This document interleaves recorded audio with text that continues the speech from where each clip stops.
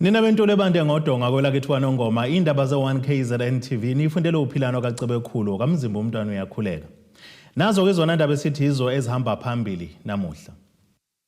I-ANC ikhalisane nabakwaphindangene. Umfundi Ushawe Umphezulu ebuye esikoleni kanti itheku lihlole umonakalo wemvula. Salemukela nene besilo kwindaba zethu ze-1KZNTV. Uhlalo weqembu likaKhongolose KwaZulu-Natal usiboniso Duma uhole ithimba likaKhongolose ukuyobhonga emswaneni kwaphindangene emva kokudlula emhlabeni kaMntwana uSibuyiselo Angel Buthelezi obeyilungu leParliament. Umntwana uSibuyiselo bezala ke inkosi yakhe uThama umntwana uMangosuthu Buthelezi udlule emhlabeni esibhedlela eKapa emva kokugula.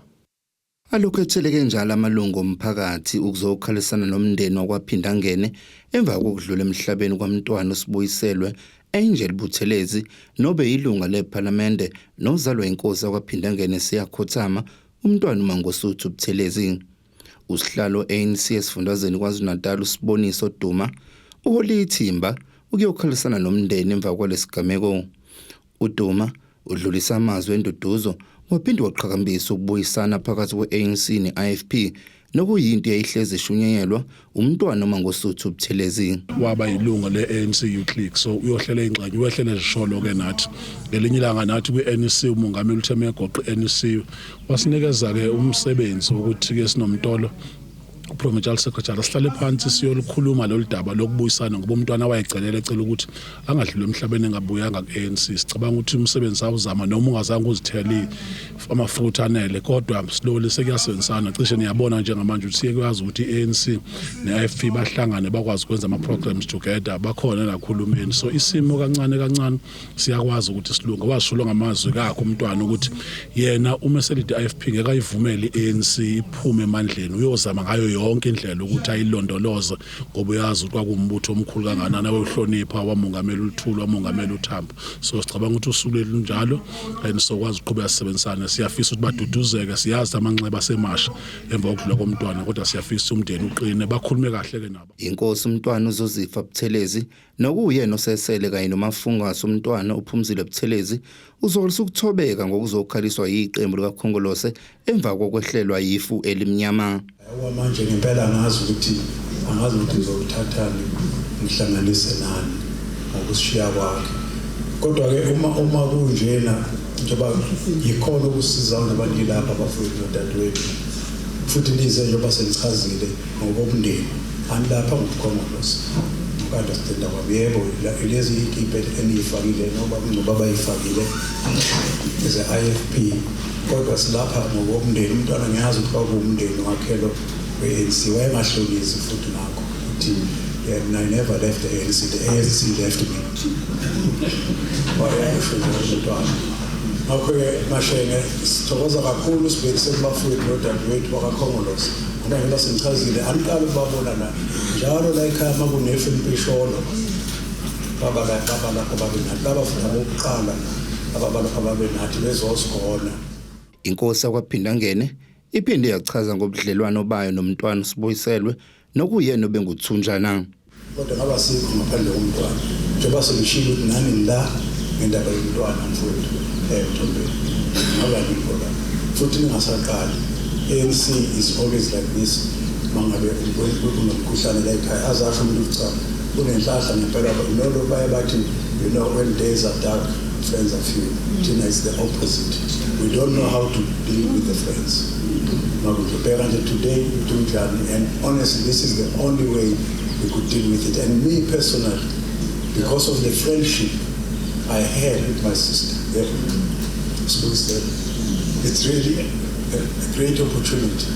But if it's time to one of the ways where you get on the journey of healing, umntwana uSibuyiselwe ushiye emhlabeni indodakazi yakhe kanti kulindele ukuthi abekwe endaweni yakhe yokugcina ngomgqibelo ekhaya Olundi. Ezindabeni ze-1KZNTV kubikuthi abantu maphumulo Olundi. Isimo sezulu esingesihle besihlasele ezingxenyeni ezahlukene zesifundazwe KwaZulu-Natal sishiye kumonakalo omkhulu njengoba ke sishiyeke ekhaya emndenini okaShezentambana ngasempangeni enyakatho KwaZulu-Natal. Uthobani Sikhakhano benza ibanga lika grade 11 eMgezeni High School. Ushawe Umphezulu ephuma ke esikoleni washonela khona lapho kanti intombazanyana behamba nayo yona kuyasinda kulesi sigameko. Umndeni uthi ke ukhungathekile ngalesi sigameko njengoba ubusabheke elikhulu kumufi. Ligadle kungazelele umuntu izulu nobungozi elibulale umfundi benza ibanga le-11 esikoleni sabanga ngaphezulu eMgezeni High School eNtambamnana izolo. Umndeni okaShezi ulahlekele ngomntwana wawo kuleli sisimo. Ilungu lomndeni lichaza kabanzi ke ngokwenzekile.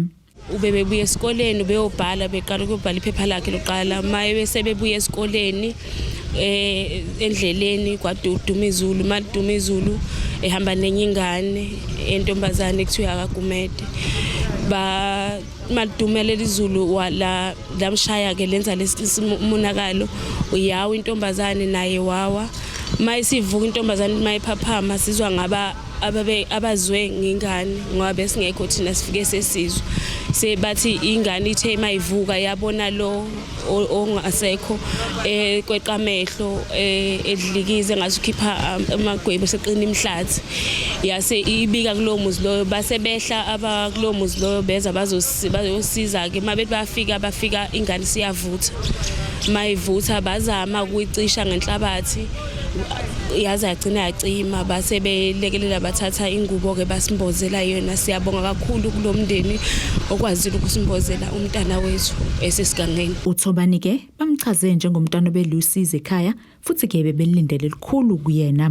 Ube umntwana othulayo ohlala esendlini njena alright nje ekhaya besihlala sinaye othanda ukuyidlalela ingoma dance acule bese ecofela ifoni yakhe mhlambe ngenza amabhodi esilekelele nje ebengenankinga nje ekhaya beyusizo kakhulu besithembisa ngakho konke abezosenzela khona mayiqeda ubezohamba yonza umsebenzi because befuna ukwenza isaluni into beyifuna. Kulendele ukuthi kuma amalungiselelo omncwabo ehlangana bagcine ke bemfihle ngosuku lwangesonto.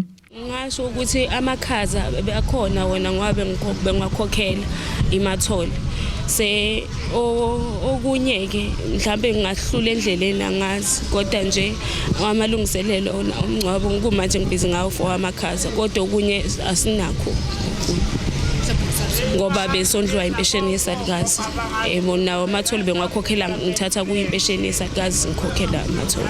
Upholi bendawo ke emnxuse kakhulu ukuthi ke kuqashelwe kakhulu izixwayiso zezulu kuthi ke noma kwenzeka sifika lesi simo othisha baqikelele ukuthi ke abantwana babagcine esikoleni kuze kubeke liyadlula izulu kunokuthi bebadedele isimo sisabheda. Uma kusuke kukhishwe umnyalelo ukuthi kunesimo esingesihle sezulu so sicela ukuthi abantwana besheshe bebadedele noma makusekubonakala sekuyaphuthuma ngoba izolo akekho belindele ukuthi sengaze kube nesimo esinjeya mhlawumbe nabo othisha bekole abanakanga kwagcina sekunomonakalo kodwa nje ekuqwashiseni abantu abagcineke bengalokhu behamba besemakhaya ngoba isimo sezulu asihle njengoba kunale global warming. Lesgeze ndabazo 1KZNTV ngingusamkeliswe Nqulunga ngisempangeni. Umasipala weTheko KwaZulu-Natal uthembise ukuqhubeka nenhlelo zokulungisa idamkonke idonsa amanzi emgwaqeni ugwema ukuthi imvula inamandla idala umonakalo emgwaqeni ogcina kuholeleke ekutheni izindlu ke zingenwe ngamanzi. Ikhulu zalo masipala zivezele ukade ke sihambele eKlewwood khona eThekwini la kade kunomonakalo khona wezihlahla ezweleke indlini zabantu ngenxa yemvula nomoya onamandla. Lo masipala uthi uzoqhubeka nokutshala amathimba kulezi indawo kube nomonakalo kuzona ikakhulukazi lezi engenwa amanzi ezwele izihlahla kanjalo nemigwaqo le egcina isigcwele amanzi njengoba kuyimanje umasipala okusukela osukeni la izolo ziningi indawo obusukwazile ukuthi ukwazi ukulekelela ngokuthi amanzi akwazi ukudlula angagcina sephazamisa ukuhamba kweimoto. Into ebalekile ukuthi izulu njengoba linetha lisaqhubeka futhi nokunetha siyaluleka ukuthi babe esendaweni eright ukuze amanzi angaba affect. Okunye futhi esika identifyile la into ye drainage system okuyinto esithatha very serious esizobuya siyilungise senzele ukuthi uma kuphinde kubuye imvula banga affecteki ngendlela aba affecteke ngayo. Usekela meya hamba nesiphathimandla zeminye iminyango yalomkhandlu uthembisa ukuthi bonke laba bathe bathinteka bazoqhubeka nokubanika usizo lwesikhashana kuzokuba izinto zima ngendlela okuyiyona. Sifike la sihamba nama department sihamba no SASSA sihamba no disaster waseThekwini sihamba ne NGO alemdadi sifike la sabanikeza izinto ezi-immediate ukudla ipontshi sisaqhubeka ke because amanye ama department nawo they will be joining us.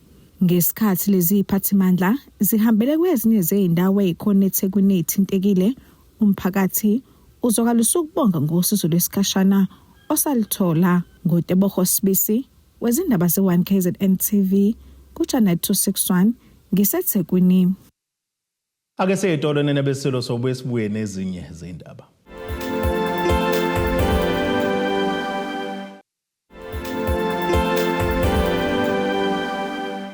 Asibonge siphinde sinamukele futhi kwindaba zethu ze1KZNTV nazo ke zona ehamba phambili namuhla. I-ANC ikhalisane nabakwaphindangene. Umfundi Ushawe Umphezulu ebuye esikoleni kanti ithe kulihlole umonakalo wemvula. Kuphazamisekile ukuqala komhlangano womkhandlu eMsunduze eMgungundlovu kulandela ukugasela kungazelele umuntu kwabahlali bakulo masipala bezozakalisa ilaka labo. Laba baqhamuke endaweni ezahlukene kuleli dolobha bathi babhekeneke nengwadla yokuhanjelwa ngamanzi insuku esezedlule kweintathu kanjalo ke nencazelo eqondile abayitholi bavele babone ngawe ngasekho kanjalo ke nogesi. Bathi kuyabakhathaza kakhulu lokho ekubeni bengaphuthu ukukhokhela indleko zonke zomasipala. Bebedinwe begane unwabo abantu abahlala kumasipala uMsunduzi. Bethi sekuphela isikhathi bengenawo amanzi behlushwa nawo ugesi. Laba bakasele emahhovisi komasipala uMsunduzi bezokalisa ilaka labo. On a monthly basis we are without electricity for a couple of days and we have the same copy and paste fault every month. We have that, and it's with water as well. We always have burst pipes, and the guys are always telling us with the electricity especially cable fault. Right now the reason you have people here is because there's a current issue. The current issue right now is the issue that we're suddenly seeing with this curtailment of water, which by definition does not make sense. The way you defined it is not how it's been supplied to the people. It's very selective. Clearly people are manipulating valves. Your team in the water department are dishonest with their members of the councillors as well as the people. So right now we understand the challenges of the municipality, we respect the challenges of every municipality, but can you assist the people with the short-term problem that seems to be very untransparent, very dishonest? Get the people the water, share it equally if you have a problem. But the way it's at the moment is clearly manipulated and there's dishonesty going out to the people in the feedback. Kanti bathi yokubaphatha kabi bayakhokha kepha bazizwa bengathola ukunakekelwa ngendlela. The reason we're here is because the municipality keep restricting us. They keep taking our lights, our water, the very services that the residents pay for. We are the highest rate paying ward in the city. And because of the water wastage, the leakage, we're losing more than 50% just in leakage. Okay, and so they curtail our area, the honest citizens, and we keep paying the price for it. Instead of fixing the problem, they keep just taking our water and our electricity and our services, and we're tired. We're tired of being the ones who constantly having to pay for the incompetency that is the municipality. Kanti bathi ababuthembi ubuholi balo masipala. Siyakholelwa ukuthi lo mkhandlu kumele ukuthi ukwazi ukunika impendulo kubantu abanjani obakhethile ukuthi baseve. So mangabantu abakhethiwe ukuthi baseve enhlakeni zomkhandlu ezemqoka bengalekeleli ukusiza inkinga zabantu kubuya ngazi ukuthi nje bakulungele kuba semagunyeni ngoba insuku ezo7 isho ukuthi khona ogoga abangakwazi ukuphuza amaphilisi, khona abantu abangakwazi ukupheka emakwabo, khona ingane ezifunda matric ezibhala ama exams, asinawo amanzi okugeza esikoleni. Umsunduzi uthi ukunciphisa amanzi kungenxa yomyalelo omngeni uthukela water. I-directive ithi ke ukugcina noma ukonga amanzi for ikusasa kufanele ukuthi sinciphise sithathayo. Sicommunicated lokho nomphakathi sasho sathi ngokwe directive thina kufanele sehlise ngo10% wamanzi esiwatholayo njalo ngosuku. Ezindabeni za-1KZNTV ku-Ayanda Dube ngisemgongondlovu. Ibhungu lasenseleni uZwelethu Ntuli liqoqele ihholo lomphakathi osomabhizinisi abancane kanye nalabo abanentshisekelo yokungena kemkhakheni zamabhizinisi kule ndawo ukuzobaluleka ngokubhaliswa kwebhizinisi kanye nokubaluleka ngokufanele bakwenze ukuze ke baphumelele uma ngabe befuna uxhaso lwamabhizinisi abo kuhulumeni wesifundazwe. uZwelethu Ntuli ungomunye wosomabhizinisi abancane wasenseleni osehlomleke izikhawu eziningi ngokuxhaso lwahulumeni esifundazweni eminyakeni edlule okubalwa ke nalolo laka NYDA. Ubehambisana noza kwabo abanolwazi kwezamabhizinisi ukuzokwelekelela ngolwazi osomabhizinisi abancane kule ndawo yasenseleni.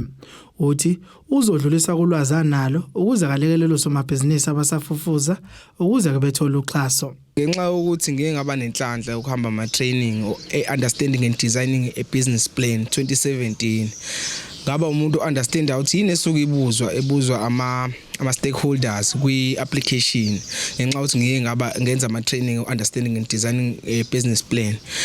So ngike nga-apply ku NYDA singakabi nayo branch la eMpangeni isesethekwini ngaba nenhlanhla ukuthi NYDA wangilekelela ngaphinde nga-applyela office of the prim ngaphinde ngaba nenhlanhla futhi so ngagcina ngayibona ukuthi lento iyenzeka. Izindawo zasemakhaya zisaqhelelene ke namanje nokusondezela kolwazi ezintweni ezahlukahlukene lokho ke okwenza osomabhizinisi abancane beshode ngalo. Njengamanje kodwa into esibased kuyona namhlanje ukuzo-analyze ukuthi iyini i-business plan nozakwethu abama-accountant engihamba nabo. Bese sizo-unpacka iform lephumile ye-KZN Youth Fund leka 52 million. Uthi sibachazele ukuthi yini esuke ibuzwa la ngoba abantu hayi ngoba bengaqualify ngoba ezinye izinto basuke benga-understand ukuthi kubuzwa ini. Kakhulukazi kuleya section yama-projection nama-financials. Abanamabhizinisi ahlukahlukene enseleni bathi kuningi abazokuzuza okuzobalekelela kumabhizinisi abo ukuze ke abe impumelelo. Okunye kwakho ngisakulalelile kusase usizo kimi. Ngiyacabanga ukuthi nezinye zeimpendulo nami engeke ngibe nazo ngizophenduzeleka kuzo. Yebo ngifuna ukucaciseleka khona kunezinto ezintathu ezihlukile mayelana neprofile ne-business profile ne-business proposal ne-business plan. Ezindabeni ze-1KZNTV kubi uNkosenhle Mthembu enseleni. Umasipala ke Renkonyeni ogwini oluseningizimu nesifundazwe kwaZulu Natal uthi kuzumisele kokufukula kumnotho waleli dolobha ngonxenxa abatshali izimali ukuthi bezotshala imali kulona. Lokhu bakuveze ngesikhathi ke kuqhubeka ingqungquthela yensuku embili ebizwa ke R&M Investment Stakeholders lapho bebebhunga khona ke ngendlela abangazisebenzisa ukufukula ke leli dolobha ebekade ke banjelwe ePort Edward ogwini oseningizimu nesifundazwe kwaZulu Natal. Kanti phakathi kwezinye ke zezinto abazimisela ukuzenza ukufukula osomabhizinisi ukuphucula ke ingqalasizinda badale namathuba omsebenzi. To give us a speech. Phakathi kwezinto ebezibhungwa kwingqungquthela yezinsuku ezimbili ebizwa nge-R&M Investment Stakeholders ebibanjelwe ePort Edward kubalwa ukunxenxa abatshali izimali ukuthi batshale imali kuleli dolobha ukuze kuthuthuke umnotho baphinde futhi badala amathuba omsebenzi baphucule nengqalasizinda. By putting more focus on key sector for growth and focus dimensions on sectors such as mining, industrialization, tourism, maritime, ocean economy, agriculture, and agro-processing. Those are the sectors that we'll be focusing on in the next 2 days of the conference. Each sector will be examined for its potential to attract investment and to drive economic activity, supported by the data and case studies demonstrating successful models. Promote strategic investment by showcasing investment opportunities that we have in our area of jurisdiction. These present proposals and investment opportunities that capitalizes on Renkonyeni municipality's natural resources, the infrastructure that we have, and strategic location. These include infrastructure development projects, tourism initiatives, agricultural ventures that can yield significant returns. Imeya kaMasipala Rain Nkonyeni ithi bakhahlamezwa izikhukhula ezidala ukuthi amanye amabhizinisi avale abantu balahlekelwe imisebenzi. Ngakho badinga abatshali izimali ukuthuthukisa umnotho waleli dolobha. You must also remember that as Rain Nkonyeni, we had a problem with our floods that made some of the business to relocate and leave Rain Nkonyeni. In recent years, we face numerous challenges that have tested the resilience, as I've said earlier on.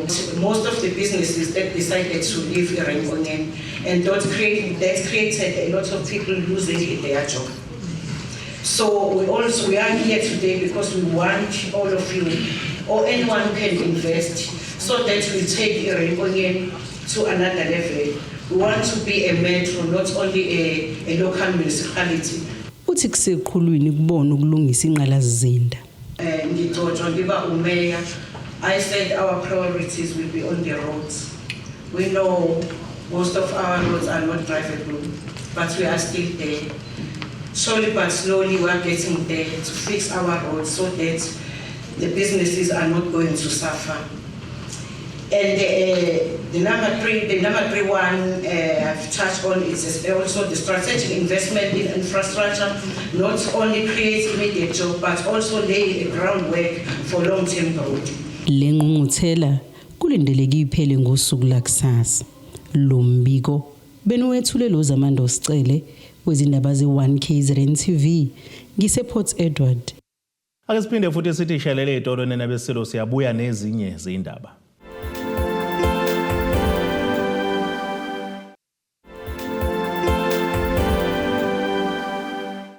Asibonge siphinde sinamukele futhi kwindaba zethu ze1KZNTV nazo kwezona ehamba phambili namuhla. I-ANC ikhalisane nabakwaphindangene. Umfundi Ushawe Umphezulu ebuye esikoleni kanti ithe kulihlole umonakalo wemvula. Ake sibheke engosini yezomnotho.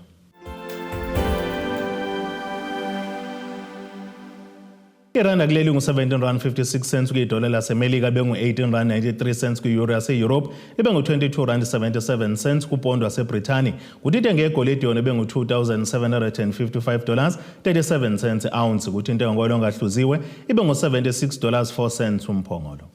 Ake sibheke engosini yezemidlalo. Uzohlala phansi nabaqeqeshi bakhe uGlen Rose eSupercharger Xaba babonisane ngebanga azogijima kuma-World Athletics Championships azoba ngonyaka ozayo eTokyo eJapan. Le ntokazi iveza ukuthi ngumgijimi wezinga eliphezulu ngesikhathi kiqopha kumlando ka-42 km wakuleli ngesikhathi esingu-2 hours 22 minutes 22 seconds enqobe iCape Town Marathon ngempala-sonto kanti kwephuleke irekhodi likaGeta Steyn elika-2 hours 24 minutes 3 seconds alenze enyakenye kwiValencia Marathon. Yenze lokho ekubeni beyiqala ukugijima leli banga. Kuyaziwa ukuthi kijwayele ukwenza kezibukwayo ku-5,000 meters kanjalo naku-10,000 meters. Ngalesi sikhathi kuGlen Rose uyithengele itikiti lokomelela kuleli kuma-World Champs ngonyaka ozayo ngenyanga kaMandulo ezweni ke laseTokyo. Kwabesifazane isikhathi ke sokuhlungela ukuya khona ngu-2 hours 23 minutes 30 seconds kanti kwabesilisa khona ngu-2 hours 6 minutes 30 seconds. Bengaphele isikhathi esingengakanani nje uGlen Rose Xaba eqede kwephula ke leli rekhodi lika Elana Meyer ebangene ka-10 kilometers enza ke isikhathi sika 31 minutes 12 seconds kwi-Run City Durban 10 kilometers. Elena wayelephuleke eminyakeni engu-23 edlule ngesikhathi esingu-31 minutes 13 seconds. Akubuzwanga ukuthi lo nyaka bekungowakhe ke uGlen Rose Xaba ngoba kusanda ke nokukronyaliswa ngokuba kumpetha wochungechunge lweSpa Women's 10 kilometers Grand Prix. Ake sibheke isimo sezulu esingalindeleka.